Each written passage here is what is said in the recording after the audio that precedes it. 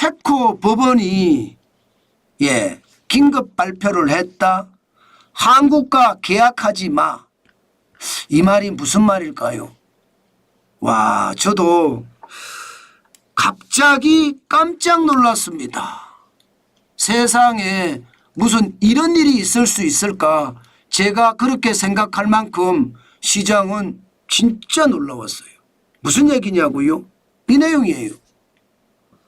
체코의 두코바니 원전, 이거 우리가 수주를 했잖아요.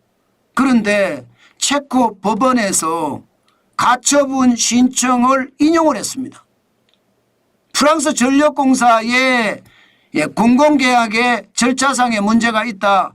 이 이의를 제기하면서 사실은 그 이의를 제기한 게 맞다 이렇게 인용을 한 거예요. 우리는요, 체코하고 원전 계약을 하려고 산업통상자원부, 한국수력원자력 전부 몰려갔어요. 그런데 몰려가는 비행기 안에서 체코 브루노 지방법원에서 인용 결정을 한 거예요. 사실 굉장히 놀랍죠. 이런 경우가 있을 수 있나 이렇게 생각할 만큼 굉장히 놀랍습니다. 아마 안 놀란 사람들이 없을 거예요. 그 정도로 말입니다. 시장은 놀람의 연속이었습니다. 놀람의 연속. 야, 이게 장난이 아니다. 그렇게 생각할 만큼 많이 놀란 거죠. 아마도 그렇게 느껴지는 겁니다. 아마도. 지금 여러분도 아시겠지만 이 두코반이라는 게 체코에서요. 이게 동쪽으로 있는 지역이지만 이 지역이 말입니다. 원전에서는 최적지라고 이야기를 했고요. 왜? 원전에서 우리가 더 많은 그런 이야기를 가져오기도 했던 곳입니다. 여기가 말입니다. 이게 적지 않아요. 전체적으로 보면요. 규모는요 100메가와트급 차세대 한국형 원전 2기 플러스 알파입니다. 2기가 될 것인가 아니면 더 늘어날 수도 있다고 했습니다. 더 늘어날 수도. 그런데 여기에서 말입니다. 이게 정지가 된 거예요. 사업비만 해도 24조거든요.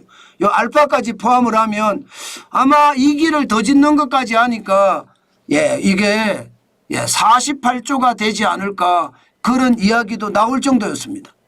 2029년에 착공을 해서 2036년에 가동을 하는 조건입니다. 그런데 여기를 계약하지 마 하고 체코 법원에서 인용 결정을 내렸기 때문에 시장에서는요, 아이고 깜짝 놀란 거예요. 그렇지만 이게 어떻게 될까요? 결국 말입니다. 내용을 잘 들여다보면 이의제기 절차 거부 시 EDF가 프랑스 전력공사입니다. 전력공사가 계약 기회를 잊을 수 있다는 우려 때문이다. 이 이야기거든요. 무슨 얘기냐? 공공계약의 절차상 문제가 있었다. 그러면 여기가 문제가 있으면 한국수력원자력과 계약을 안 하고 프랑스 전력공사하고 계약을 할 수도 있다 이런 뜻인가요?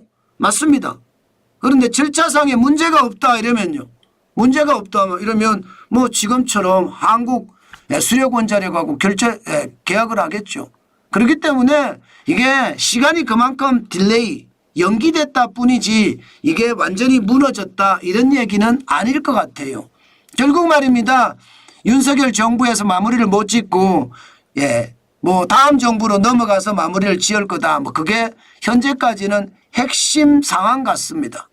그래서 시장은요 좀 걱정은 해요. 우리는 두산에너빌리티를 포트폴리오로 삼고 있잖아요.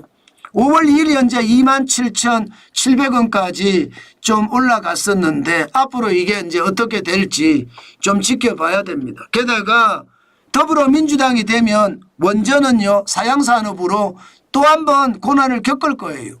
그렇기 때문에 두산에너빌리티 열심히 보시고 경계감을 가지고 투자하셨으면 좋겠다. 그것도 여러분에게 말씀 올립니다. 뭐 이게 당장 말입니다. 당장 없어지지는 않겠지만 원자력 산업을 두고 전체적으로는 악재가 계속 쏟아지네요.